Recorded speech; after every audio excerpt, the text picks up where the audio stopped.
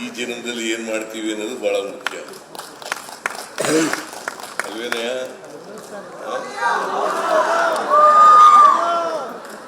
ನಾನು ಯಾಕೆ ಇದನ್ನೆಲ್ಲ ಹೇಳ್ತಾ ಇದ್ದೀನಿ ಅಂತಂದ್ರೆ, ಇವರು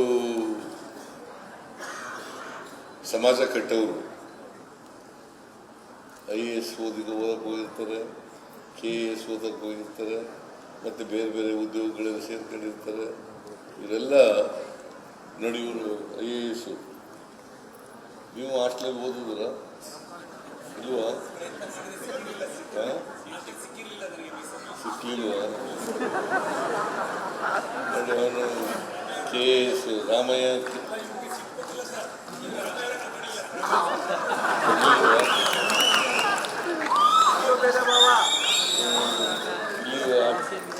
DCM ಹಾಸ್ಟೆಲ್ಗೆ ಓದಿದ್ದು ಮೈಸೂರಿನ ಜಿಲ್ಲೆ. ನನಗೆ DC ಆಗಿಲ್ವಾ? DC ಆದ್ಮೇಲೆ ಇವೆಲ್ಲ ಪ್ರಾಕ್ಟೀಸ್ ಮಾಡ್ತಾರೆ. ನಾನು ಯಾಕೆ ಈ ಪ್ರಸ್ತಾಪ ಮಾಡ್ತಾ ಇದ್ದೀನಿ ಅಂತಂದ್ರೆ, ಇವೆಲ್ಲ ವಿದ್ಯಾರ್ಥಿಗಳು ಮತ್ತು ಹಿರಿಯ ವಿದ್ಯಾರ್ಥಿಗಳು ಬೇರೆ ಬೇರೆ ಉದ್ಯೋಗದಲ್ಲಿ, ಸಮಾಜದಲ್ಲಿ ಕೆಲಸ ಮಾಡ್ತಾ ಇರ್ತಕ್ಕಂಥದ್ದು, ಸೇವೆ ಮಾಡ್ತಾ ಇರ್ತಕ್ಕಂಥದ್ದು. ಅದಕ್ಕೋಸ್ಕರ ನೀವು ಸಮಾಜದಲ್ಲಿ ಮಾದರಿಯಾಗಿರ್ಬೇಕು.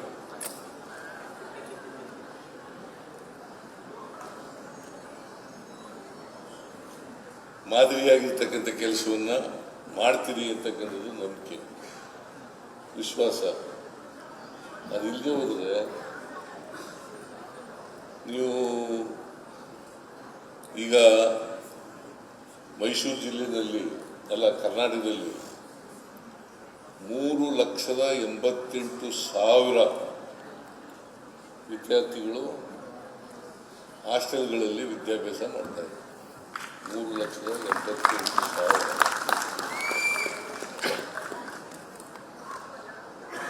ಈ ಮೈಸೂರಿನಲ್ಲಿ 2 ಹಾಸ್ಟೆಲ್ಗಳಿದ್ದವು ಅಲ್ಲ ರಾಮಯ್ಯ? 2 ಇದ್ದವು, ಒಂದು ಹುಡುಗರಿಗೆ, ಒಂದು ಹುಡುಗಿರಿಗೆ. ಈಗ 45 ಹಾಸ್ಟೆಲ್ಗಳ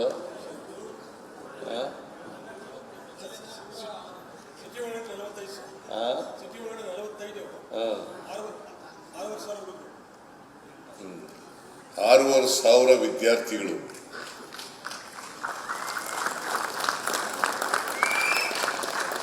ನೂರು ಜನದ ಹಾಸ್ಟೆಲ್ ಇತ್ತು, ಈಗ 6,500 ಜನ ಓದ್ತಾ ಇದ್ದಾರೆ. ನಾನು ದಲಿತ ವಿದ್ಯಾರ್ಥಿಗಳಿಗೆ, ಹಿಂದುಳಿದ ವಿದ್ಯಾರ್ಥಿಗಳಿಗೆ, ಅಲ್ಪಸಂಖ್ಯಾತ ವಿದ್ಯಾರ್ಥಿಗಳಿಗೆ ನಮ್ಮ ಸರ್ಕಾರ ಯಾವತ್ತೂ ಕೂಡ ಸಹಾಯ ಮಾಡ್ತದೆ.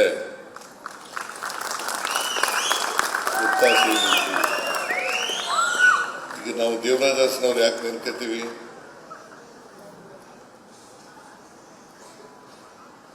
ದೇವರಾಜನವರು ಹಿಂದುಳಿದ ಜಾತಿಗಳಿಗೆ ಶಕ್ತಿ ತುಂಬತಕ್ಕಂಥ ಕೆಲಸವನ್ನು ಮಾಡೋದು, ಸಾಮಾಜಿಕವಾಗಿ, ಆರ್ಥಿಕವಾಗಿ ಶಕ್ತಿ ತುಂಬತಕ್ಕಂಥ ಕೆಲಸವನ್ನು ಮಾಡೋದು. ಅದಕ್ಕೋಸ್ಕರ ಅವ್ರನ್ನ ಸಾಮಾಜಿಕ ನ್ಯಾಯದ ಹರಿಕಾರ ಅಂತ ಕರೀತೀವಿ.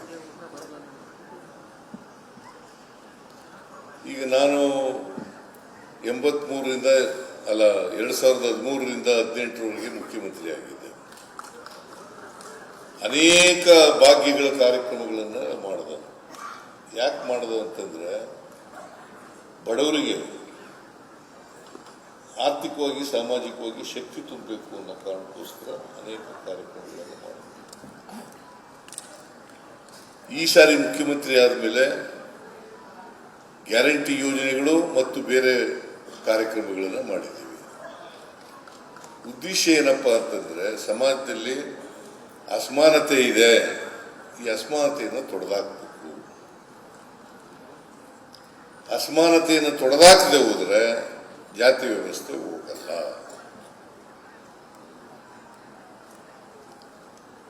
ಜಾತಿ ವ್ಯವಸ್ಥೆ ಸುಮ್ಮನೆ ಹೋಗುತ್ತಾ?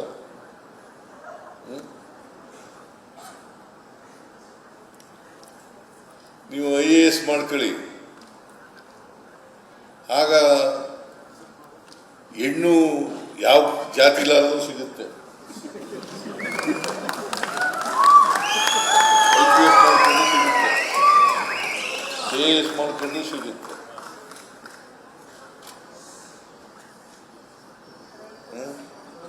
ಇಲ್ವಾ? ನಾವು ಅದಕ್ಕೆ ಈ ಗುಲಾಮಗಿರಿ ಇದನ್ನ ಅದನ್ನು ಬೆಳೆಸ್ಕೊಳ್ಳೋದನ್ನು ಬಿಡಬೇಕು, ಸ್ವಾಭಿಮಾನ ಬೆಳೆಸ್ಕೊಳ್ತಕ್ಕಂಥದ್ದು. ಗುಲಾಮಗಿರಿ ಸಂಕೇತ ಏನು ಗೊತ್ತಾ? ಈಗ ಉದಾಹರಣೆಗೆ ಹೇಳಬೇಕು ಅಂತಂದ್ರೆ, ಒಬ್ಬ ಮೇಲ್ಜಾತಿಯವನು ಬಡವಾದರೂ ಕೂಡ ಜಾತಿ ವ್ಯವಸ್ಥೆಯಲ್ಲಿ ಮೇಲ್ಗಡೆ ಇದ್ದಾರಲ್ಲ, ಅವರು ಬಡವರಾದರೂ ಕೂಡ ಅವ್ರನ್ನ ಸ್ವಾಮಿ ಬುದ್ಧಿ ಅಂತ ಕರಿತೀವಿ ಅಲ್ವಾ?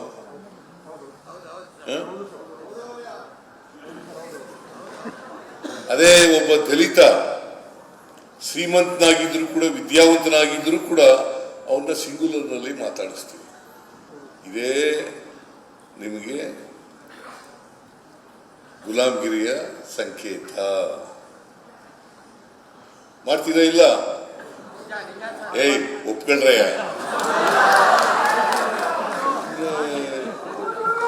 ಸತ್ಯ ಹೇಳೋದಕ್ಕೆ ಒಪ್ಕೋಬೇಕಲ್ವಾ?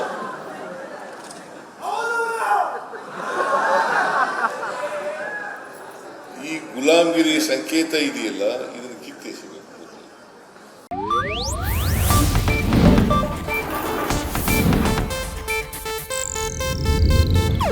ಇದು ಏಷ್ಯಾನೆಟ್ ನ್ಯೂಸ್ ನೆಟ್ವರ್ಕ್ ಪ್ರಸ್ತುತಿ.